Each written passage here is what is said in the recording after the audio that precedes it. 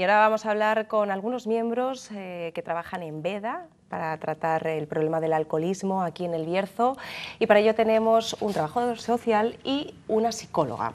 Patricia González, la psicóloga de Veda, y Pablo Fernández, el trabajador social. Un placer teneros aquí esta noche. Yo creo que es un tema de rigurosa actualidad porque yo no sé qué está pasando, que cada vez, como noticia un poquito así más actual, cada vez hay más jóvenes que están cayendo en el problema del alcoholismo. Ahora hablaremos por qué. Vamos también a hablar de qué se trata el problema del alcoholismo, que mucha gente dice, sí, bueno, pues una persona que está enganchada a beber. Bueno, vamos a ver qué es realmente el alcoholismo, a quién afecta y ¿cuántas personas de la población berciana están afectadas por este problema y cómo se puede o se podría solventar, ¿no? Es complicado hablar de esto teniendo en cuenta que son muchos datos, pero como yo siempre digo, desde el principio y poco a poco pues nos vamos a ir explayando. Muy bien. Muy bien.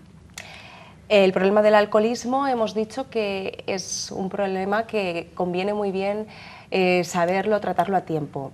¿Cuánta población berciana está afectada por este problema? Pues mira, actualmente, o lo que tenemos las cifras y las que manejamos del año pasado, pues Veda ha atendido en torno a 350 personas, ¿no? De esas 350 personas está claro que no solo viene la persona que directamente tiene esa problemática con el alcohol, sino que la acompaña también pues, la familia, padres, pareja, hijos, porque al final no es el alcoholismo el que afecta a un individuo, sino que el alcoholismo afecta pues, a todo aquel que tiene a su lado, ¿no? Y por eso esa magnitud, y creemos que habría muchas más personas, pero muchas veces está la vergüenza de acceder el estigma social, eso es, a ese recurso o de identificarse, porque no es lo mismo decir tengo un problema con el alcohol que esa palabra a veces más usada de soy un alcohólico. Es como no lo soy, no me identifico con ello. Claro.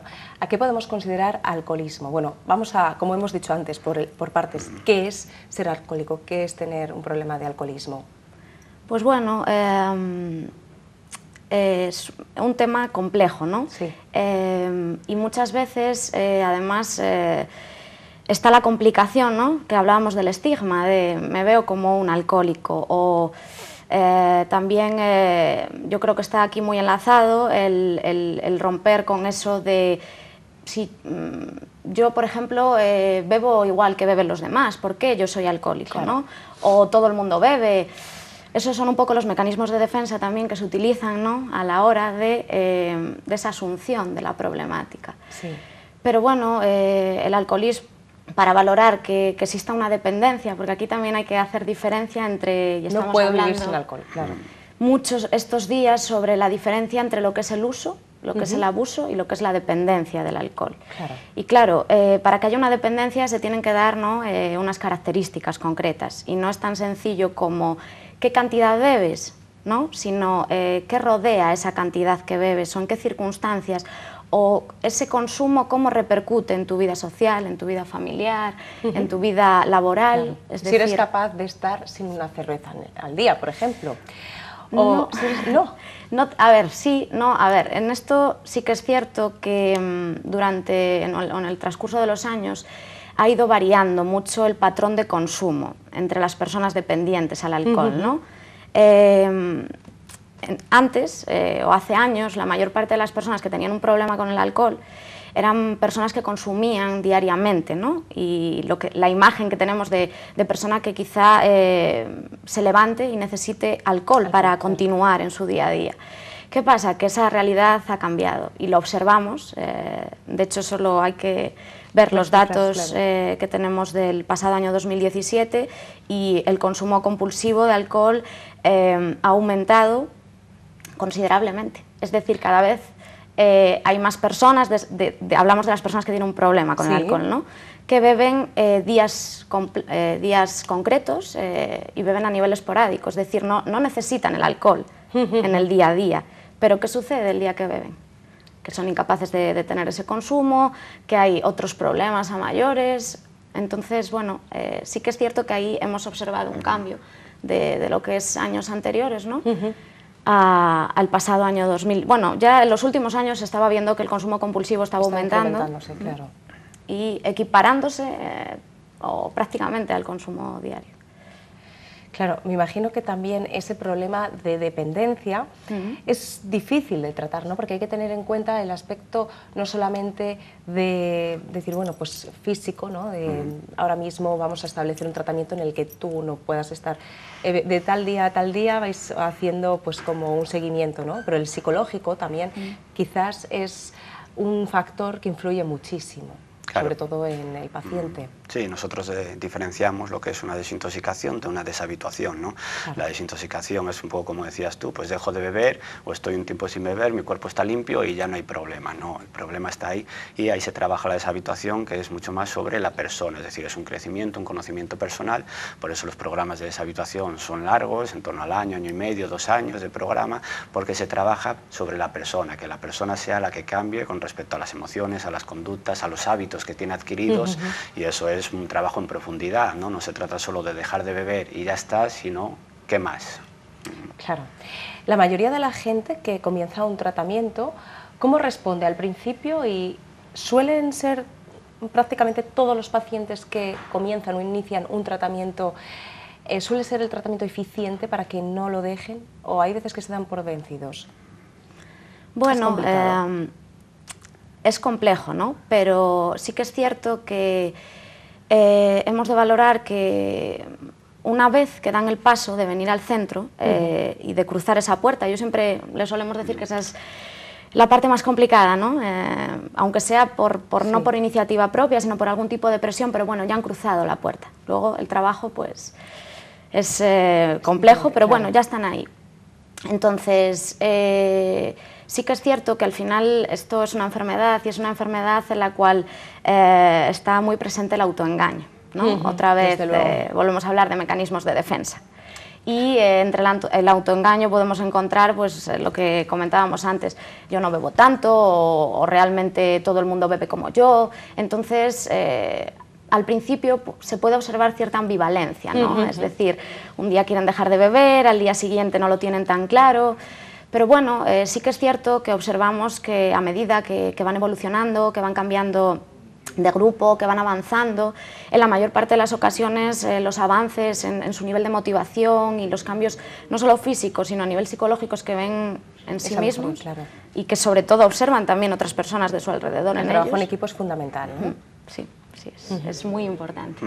Sí, al final y muchas veces en ese crecimiento, ese desarrollo personal, no trabajamos solo a nivel biológico, físico, de cuidado del cuerpo, de la salud, ni a nivel psicológico, sino que también, según van avanzando en el programa, trabajamos toda esa parte de integración sociolaboral, ¿no? De que tengan una ocupación, de que ellos tengan ese nivel de autoestima elevado, en base a, pues, me sé relacionar, o tengo nuevas amistades, o abro mi campo, ¿no? Social. Claro. Estamos hablando del estigma social también. Cada vez hay más mujeres que padecen de esta enfermedad, de ser alcohólicas. Quizás para ellas sea un problema mayor, porque según ellas, y es que es verdad, para la sociedad está peor visto que haya mujeres que padezcan esta enfermedad, este trastorno, que hombres, ¿no? En los estigmas sociales, volvemos otra vez a lo mismo. Sí, ahí se ve un poco, pues bueno, que a lo largo de los años la mujer siempre ha estado, digamos, ocupando el ambiente del hogar, ¿no? Entonces todo lo que sea de puertas para afuera tiene que mantener una imagen. Esa imagen pues también va añadida pues a esa situación con el alcohol. Sí que un poco el perfil de mujer puede ser más de aquella mujer que tiene problemas del alcohol y que su consumo está en el hogar, no tanto fuera, sino que ella consume en el hogar, y por eso muchas veces es tan desconocido, ¿no? O no se veía tanto. Por suerte sí que son ahora más, no sabemos si hay más que beben, menos que beben, pero sí que hay más que piden ayuda, ¿no? Y eso es donde se ve que aumenta el porcentaje. ¿Qué factores pueden hacer que una persona caiga en el alcohol? Pues bueno, ahí tenemos que tener en cuenta que el alcoholismo es una enfermedad biopsicosocial. Entonces, ¿qué sucede? Que hay una parte biológica implicada, una parte psicológica y una social.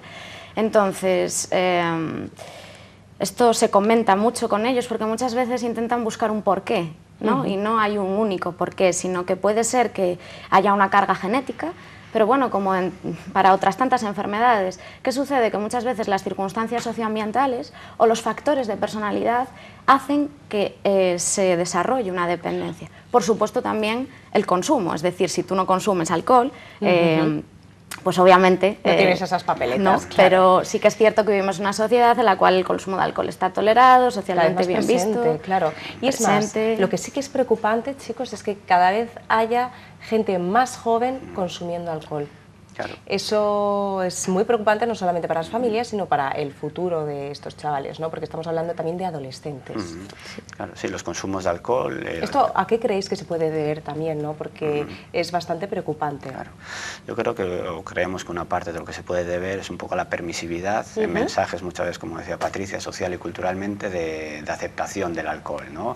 Pues a través de lo que vemos en televisión, a través de los mensajes familiares, culturales, es más, incluso las personas que se pueden emborrachar un día, el comentario que se puede hacer es no sabes beber, ¿no? Como si se supiese o como si se tuviese que saber beber, claro.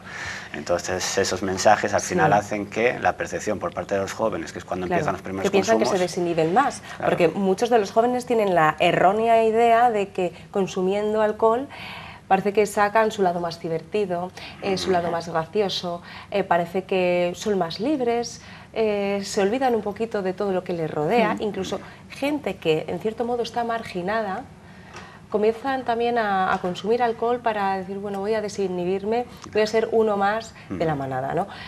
Esto al final es preocupante porque estamos diciendo que cada vez está afectando a más jóvenes, a un sector más joven de la población, y no son buenas noticias porque, claro, una persona joven lo que tiene que hacer es, aparte de disfrutar de la vida, estudiar, comprometerse, y esto, si ya a temprana edad te está afectando, ¿cómo puede afectar a largo plazo a tu futuro?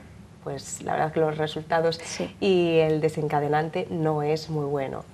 Cierto, además, pues hace poco todavía salía un estudio en el que se analizaba, y no era en personas dependientes del alcohol, precisamente eran personas adolescentes, ¿no? Que se encontraban en una edad en la cual no habían llegado a la madurez todavía, y la madurez cerebral, que es una parte importantísima, ¿no? En todo esto. Y se les realizaba, pues era una prueba de memoria. Y los resultados son apabullantes, es decir, entre los resultados entre las personas que habían consumido recientemente y las que no, en cuanto a los efectos de la memoria, de la capacidad de razonamiento, de juicio, de retención de información, eran totalmente diferentes. Es increíble. Yo creo que este tema no nos lo podemos tomar a broma, no podemos dejar que, bueno, cambiamos de página, cambiamos de tercio y se acabó.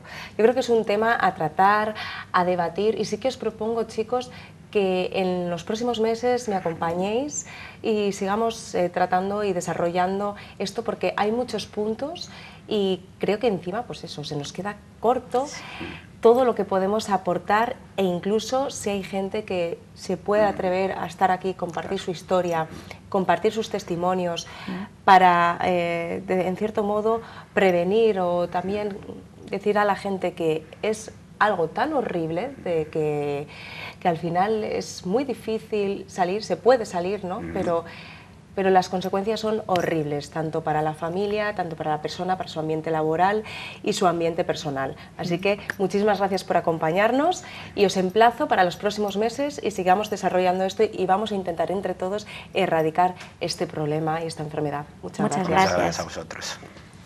Y ahora nos vamos a publicidad, pero que nadie se mueva porque en 6 minutitos estamos aquí otra vez.